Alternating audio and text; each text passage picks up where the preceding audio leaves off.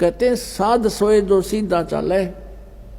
भगत वही होता है, साध माने साधक, जो सब बुराइयों से बच गए और यहाँ की स्थिति से परिचित होकर के सही सीधा चले, मर्यादा में रहे, बुराइयों से बच कर चले।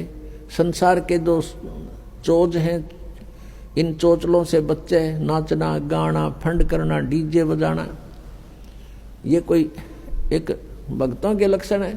फिर उनको डर नहीं भगवान का। तो ये काल चाहता है कि ये भक्ति ना करें, नास्तिक हो जा, और ये नाचना गाना डीजे बजाना, ब्याह के ऊपर इतना खड़दू उतार दे। 2 बच्चों का संस्कार जोड़ना, 4 आदमी बैठ के ये कहना भी हम अपनी पुत्री का विवाह आपके पुत्र से करते हैं, ब्याह हो गया, इसका आगे कितना फंड कर लो बता। शादी बच्चों की वचन से हो गया, वचन से पराये होते हैं, वचन से सारी सृष्टि रची हुई है। वचन के ऊपर रहे आदमी खरा तो उसको हर तरह से सुविधाएं प्राप्त होती हैं। और फिर नाचना और गाना और फलाना करना, इतने दान दे दिए, वो तो अपने सिर पर बाहर रखना है, गधा बनना उसका। किसी के पैसे पास्ता रख के कभी सुखी नहीं हो सकता प्राणी। तो जब तक हमें ज्ञान नहीं है तो हम ये विष खा ही रहे थे। अब पता लग जाएगा कि ये तो बहुत भयंकर काम है। कहते हैं तुमने उस दरगाह का मैल नहीं देखा और धर्मराज के तिल तिल का लेखा।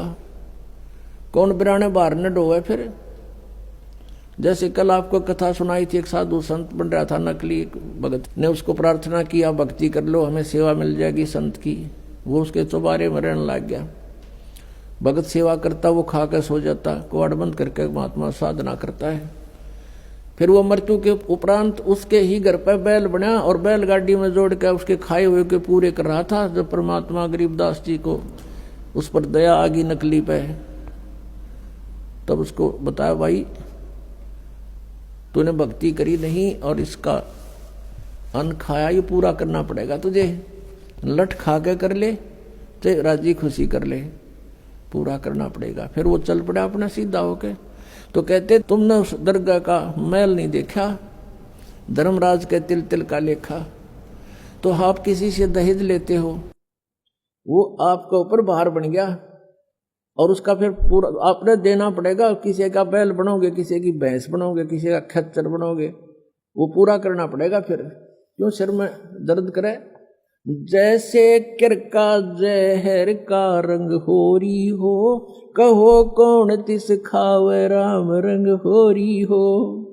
जैसे विष का कोई कण पड़ा हो किता और आपको पता है यू कण है और विष का है, हाथ भी ना लाओ, एक किसी और वस्तु से पकड़ के किरा कित फेंक काओगे। तो ऐसे जो आप ये क्रियाएं कर रहे हो, रिश्वत ले रहे हो या किसी से दहेज ले रहे हो या किसी की हेराफेरी कर रहे हो हैं या कोई ब्याज ले रहे हो, कहते हैं ये जहर खा रहे हो आप। तो गिलास के गिलास पी रहे हो और एक किरका भी जहर का खाना नहीं गवारा होगा।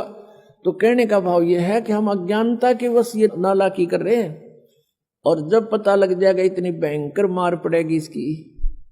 तो जैसे किरका जहर का रंग होरी हो, कहो कौन तिस खावे राम रंग होरी हो।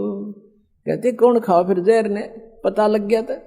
तो बिना ज्ञान के दुख पा रहे हम यहाँ पर। और भगवान देगा जो पूरा पट्टेगा किसी के दूसरे के धन से चोरी से। आज तक कोई सेठ नहीं हुआ।